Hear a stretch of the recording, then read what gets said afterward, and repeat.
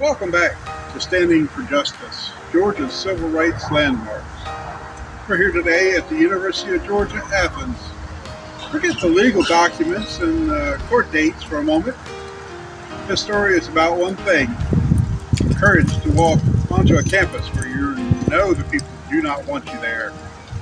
In 1961, two students, Holmes and Charlayne Hunter, faced down an angry mob right here. Let's hear the stories of the day they walked changed the line of segregation forever. In 1959, the question came to call: could a black student walk the hallowed Southern Hall? Hamilton, Holmes and Charlayne Hunter, they signed their names with care, but the registrar told them no room, no beds to spare. Denied every semester, but the fight had just begun. They were standing on the promise of the things the courts had won. They took a long road to Georgia, where the law was drawn so tight, and they brought the brave lawyers to stand up for the right. Oh, the Athens line was drawn so clear, a line of black and white, a quiet kind of courage, pushed back with all its might. The final order came down hard, a mandate from the judge to open up the university and let the truth not budge. January 6, 61, the word came down to enroll, to claim a place in history, and finally reach their goal.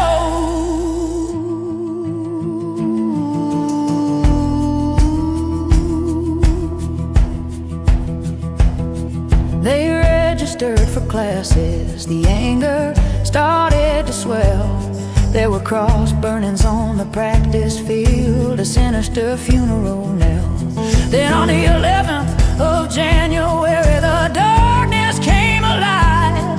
1,000 angry voices marched where the old ways used to thrive. They threw the bricks and bottles at Hunter's dormitory pane.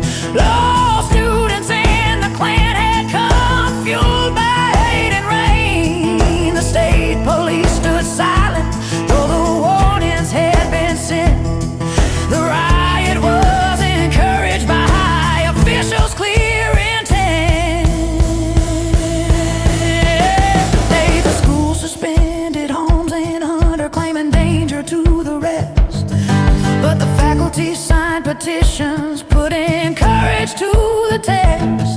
The judge struck down the order, the suspension couldn't stick, so they walked back on the campus after turning the legal trick. They stayed the course and graduated. They kept their heads up high, and the segregated banner was put up to die. The courage of those two students broke the state's hard, foolish grip. Integration spread across the state, from Emory to Georgia Tech.